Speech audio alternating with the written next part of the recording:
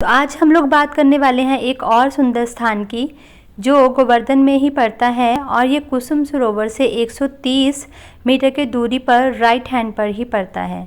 जैसे ही आप गेट के अंदर एंटर करेंगे तो ये स्थान आपको दिखेगा जहाँ पे भगवान श्री कृष्ण अपने सखाओं के साथ बहुत सारी लीलाएं करते, यहाँ पे बैठ के भोजन इकट्ठे करते, पेड़ों की छाँव में बैठते जब गैया यहाँ पे चरती, और गोपियों के आने जाने का रास्ता भी जो हमने पिछले वाली वीडियो में देखा है यहाँ पे था, तो उनको रोक कर उनकी मटकी फोड़ना और बहुत सारी लीलाएं करना।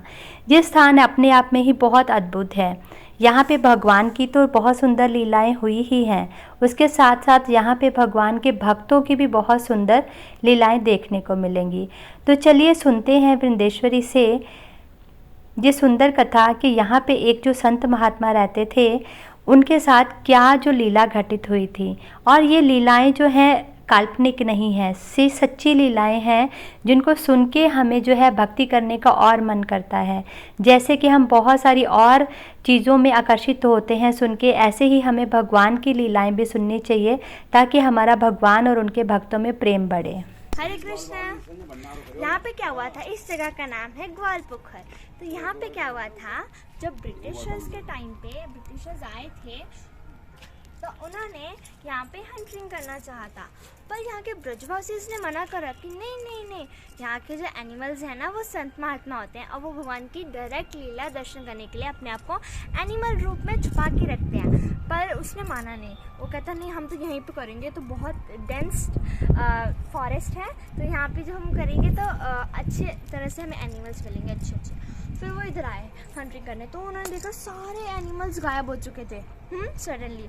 तो फिर उनको बस एक डियर दिखा, तो उसने वहाँ पे गन चलाई, जोर से शूट करा, उसके पैर पे लगा डियर के।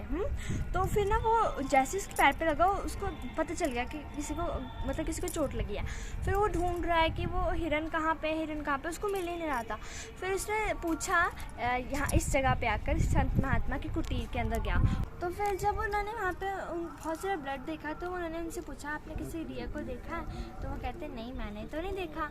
तो फिर उन्होंने कहा आपके ब्लड निकल रहा है बहुत सारा, ये ब्लड कहाँ से आ रहा है? तो उन्होंने कहा कुछ नहीं हुआ, ऐसे चोट लग गए थे। तो उन्होंने जब ज़बरदस्ती उनके पैर को देखा तो उस पर गोली थी।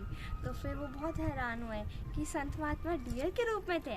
फिर उन्होंने उनको प्रणाम करा और उसको भी पता चल गया कि यहाँ पे जो संत महात्मा है वो अपने आप को एनिमल के रूप में रखते हैं, और वहाँ पे उनकी वो भी है समाधि बनी हुई है। इस स्थान के पास ही बहुत और सुंदर स्थान है जिसका नाम है किलोल कुंड।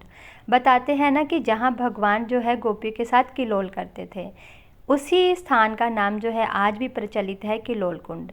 और उसके बाद ही एक जुगल कुंड है, जुगल जोड़ी सरकार भगवान श्री कृष्ण और राधा रानी का कुंड, जहाँ पे वो अपनी गुप्त लीलाएं करते थे। तो चलिए आज हम देखते हैं गोवर्धन जी की परिक्रमा और उनकी पूजा आराधना कैसे शुरू हुई।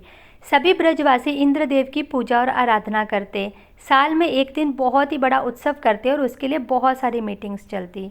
लेकिन भगवान श्री कृष्ण माखन मिश्री खाते हुए बहुत ही हैरान हो रहे थे और सोच रहे थे कि ये लोग ऐसा क्यों करते हैं, ये गोवर्धन की पूजा क्यों नहीं करते। गोवर्धन जी तो हमें प्रचुर मात्रा में कितना सारा कुछ देते हैं, तो हम इंद्रदेव की पूजा क्यों करें।